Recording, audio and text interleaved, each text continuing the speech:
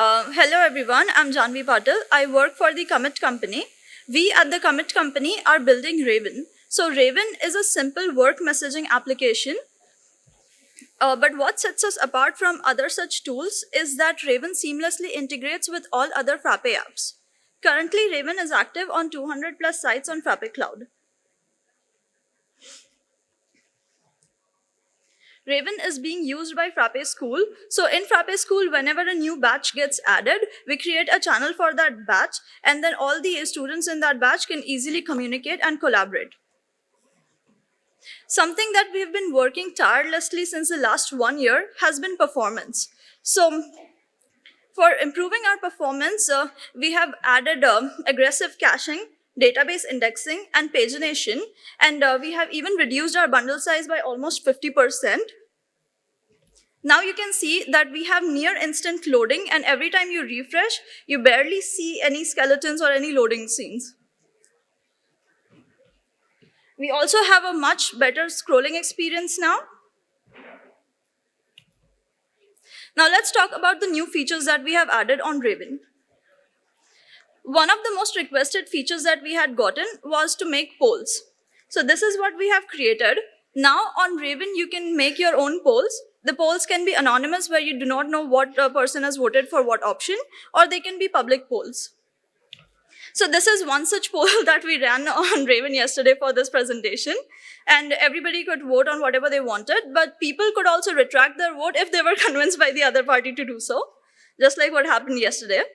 And then people can see all the votes if it's not an anonymous poll. The next feature that we worked on was Google Meet integration. Now, this is something that already existed on Frappe, so we just brought it here, and we created a start a meeting, wherein you can schedule your own meeting and you can set the duration. So if you are in a channel, all the members in the channel will become the event participants, and they will get a calendar invite to that event. And this is how the document comes on the channel, and you can start a meeting right from there. And in the backend, you can see all the members are event participants. So you can easily start meetings from your channels now. Now, something that we have worked on, and this is one of our flagship features, is threads. What you'll see in other applications like WhatsApp and Telegram, they only provide you message replies. So if you want a more deeper conversation in that one reply, you cannot do so. We have added threads wherein you can organize your conversations in such a way that in a message reply, more people can reply to and run like deeper threads and conversations into that. So you can also get notifications for the thread. You can opt out to, hey, I don't want notifications for the thread anymore, so you can leave the thread. You can delete the thread, and if you want, you can get all your threads in one place in the threads tab over there.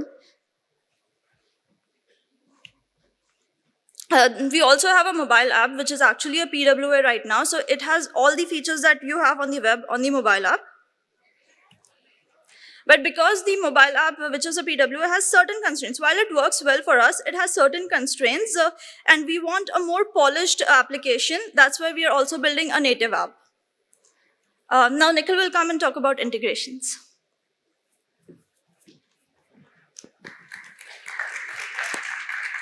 Okay. Hey everyone. Raven's got some integrations, right?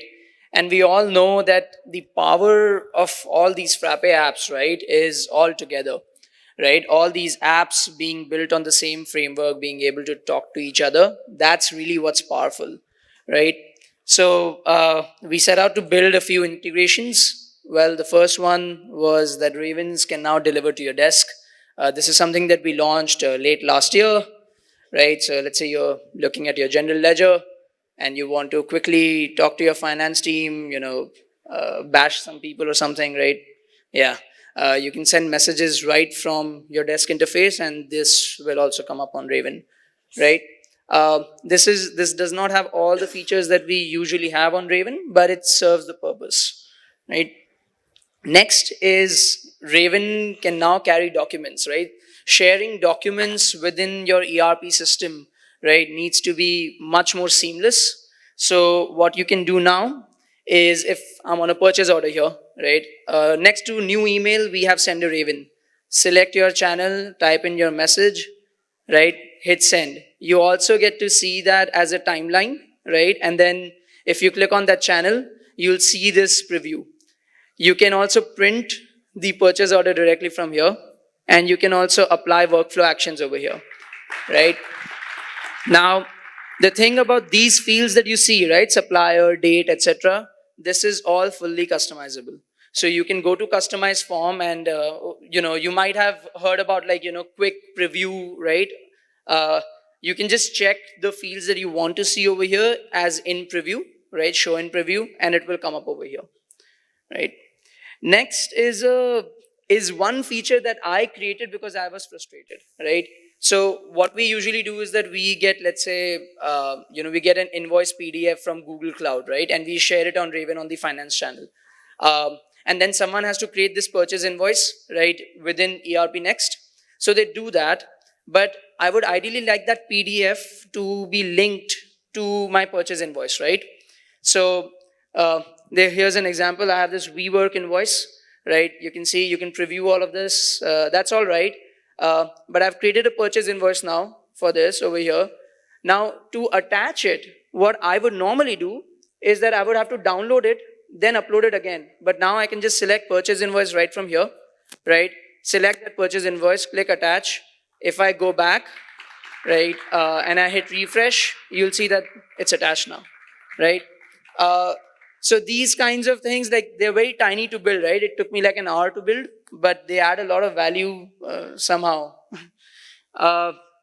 Next, we have some integrations with FrappeHR.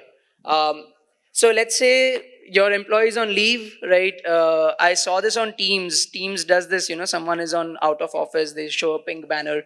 So now you can also see on leave, right? So when you're trying to DM them so that you don't disturb them. And then let's say you have departments and you have employees in them, right? So you can sync departments with channels, right? So as and when employees are added to your org or removed from your department, right, they will sync to channels on Raven, right? Yeah, bubbles. Yeah, let's talk about that. Okay, so a chat app, right? A large language model, a chat app, right? They sort of fit together. And so we thought that Raven is probably the best place to actually experiment with large language models. We don't know if it's any useful, but we'll show you some stuff. So here's an example. I have the CRM bot, right? And I take a photo of a business card, right? Which is what we have been doing at our stall, by the way, right? And it creates a lead in Frappe CRM. Now the thing is that this is not that difficult to do with ChatGPT, right? What's really difficult is to make it customizable so that it doesn't create a lead. If you want it to create a customer, it can create a customer. If you want it to do a reverse search against, that name from somewhere, it needs to be able to do that, right? And so that's really what we worked on. It's not a direct, it's a ChatGPT wrapper, right? Let's be honest, right? We are not AI experts at all. But the thing is that you can build your own bots on Raven, right? And what that means is, so I'll give you an example, right? That simple bot, right? You just create a bot on the UI, right? It's CRM bot. I've enabled AI. So I've said it is an AI bot. And then next, I can give it tools. So I needed to create a document, right? So it needs to be able to write documents in the system. So one of the tools is allow bot to write documents. The other is I could also upload PDF files. So maybe I'll also enable file search, right? I'm not giving it any Excel sheets as of right now, so I don't need to enable code interpreter. But this is what you do. You give it some tools so that it can do its task. And then the instruction would be exactly what you give to a human. What would a human lead, putter do, right? The instruction would be, yeah, you're an assistant to me, just if you see a visiting card, just enter it in Frappe CRM, right? And so that's what you would do. When a user uploads an image or a file with a business card, add it as a lead in the system. And finally, you would give it some functions. In this case, I've given it a function called create CRM lead. And you might think, oh God, okay, this is getting to some programming level stuff. Not really. You can create a function like this. You can just say, I want to create a document. I want to create CRM lead, right? And then you can give it variables. Yeah, I need you to fill in the first name and the status, right? There can be some fields that you don't want the AI to fill at all. So yeah, it will try to fill all of these fields and it will call the function. And then you can build bots like these, right? So yeah, this honestly looks more like a party trick, but we have two more examples that are more in depth. So I'll call upon Aditya to share one such example.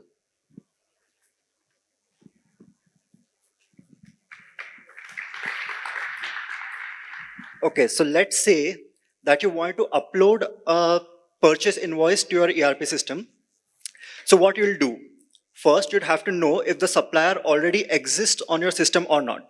So if it does exist, then you'll go to the purchase invoice form and manually copy all the data from your receipt to the purchase invoice form and submit it. If the supplier does not exist, then you'll go to the supplier form and you'll enter the GST number, and the India compliance app will fetch all the details of the supplier. You'll save the supplier and then proceed with creating the purchase invoice. Okay, so these are the steps to create a purchase invoice, and we have told the bot exactly this in plain English. So let's see the bot in action. Okay, so I'm sending the bot my WeWork purchase invoice. So it will create a thread, analyze the PDF, and give me kind of a draft purchase invoice that what data it will enter. I give it the confirmation that you can proceed. Yes, it is correct. And it has created the purchase invoice for me and given me the link of the purchase invoice. See, the purchase invoice has been created within seconds. So this is one example. And you can see that the bot has figured out itself that what the items should be, what the item code should be, by reading just the description of the items in the receipt. It figures out what the item code should be from that, what item codes are in your ERP system, and it will map them accordingly. If it does not find the correct item codes in your ERP, it will ask me that I did not figure out what the item code for this should be. Can you tell me? Or maybe you need to create an item code for it. Another example is for expense claims, and that would be explained by Prathamesh.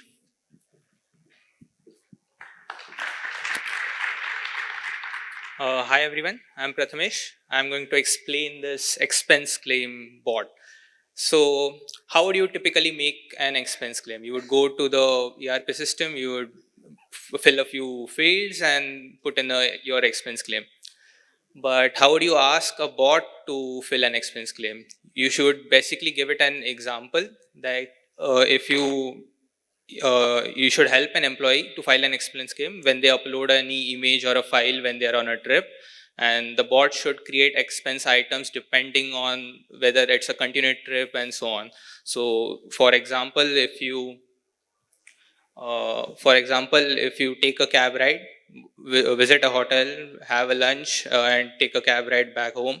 So there are three expenses here: 2 cab rides, 1 restaurant, right? So let's see how our expense claim bot would file the expense claims here. So yeah, you typically upload the first expense, which is a cab ride. It would create a thread. Thread is what is setting the context boundary for the bot, and it would extract information from it, like the amount and what sort of category it is, and then it would create a bot, create an expense, and it will give you a preview. Then you upload the second expense, and now here's this thing. It knows that you have filed an expense claim and you're uploading a second image. So it knows that this is the context. I have to create another expense item in the same expense claim. And so it has added another row to the same expense claim here. And you provide another thing and it does the same thing again. So it has created an expense claim with 3 expense items, which it will show as a preview, and you can check it out on the ERP system as well.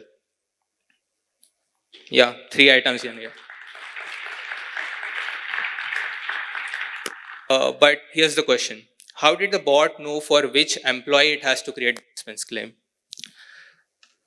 So how did we do this? This is done through dynamic instructions. What are dynamic instructions? As the name suggests, instructions which are dynamic in nature.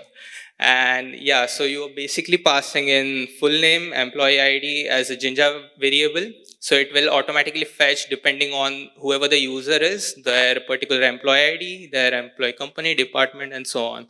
And the rest of that, it is just prompt engineering and pass it as an instruction to the bot. So this is the structure, and this is what is being passed to the bot as an instruction. And then Expenso does its magic, cast the magic spell. Yeah, similar to Expenso Patronum, I guess. And yeah, the next question is, what will your bots do?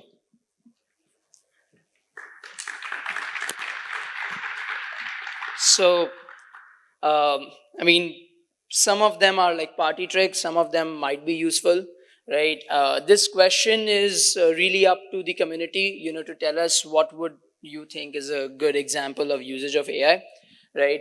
To be honest, you cannot really measure AI reliability, right? There's no such thing as AI reliability like an algorithm. But just think about the jobs that people have to do, this time that people have to spend doing stupid work, right? That could be better spent on creative tasks, right? Or more impactful tasks. So yeah, if you want to try this, right, send a raven. Yeah, thank you.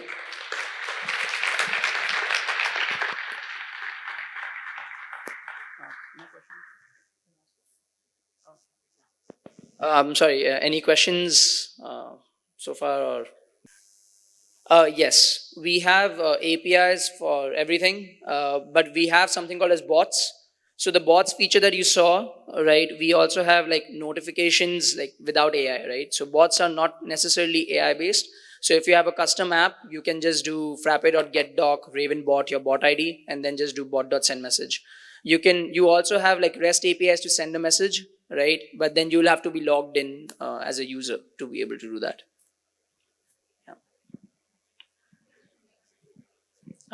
If yeah.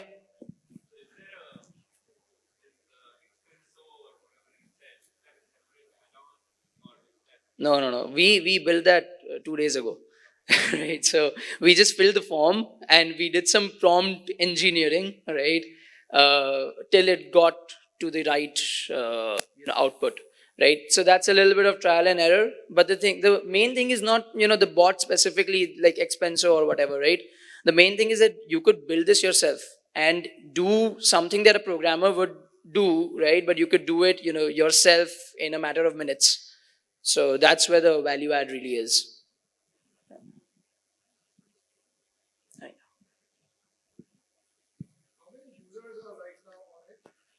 We do not track that. So we don't know how many users. We ourselves use it. We are 9-10 users, right? But on Frappe Cloud, we have 200 sites, right? But we don't have any data as to how many are active and I think Frappe tried it, right? And then they eventually moved to Telegram because we didn't have a mobile app. I think the mobile experience really needs to, like, for a chat app, right? At least a PW just doesn't cut it. So we are working on a native mobile app, right? But I would say that compared to last year, it's much better. Like we have spent a ton. Like I've spent like 3 to 4 months just on performance, right? So yeah, it's much better now. Yeah. Okay. Yeah. Okay. If no more questions, then thank you.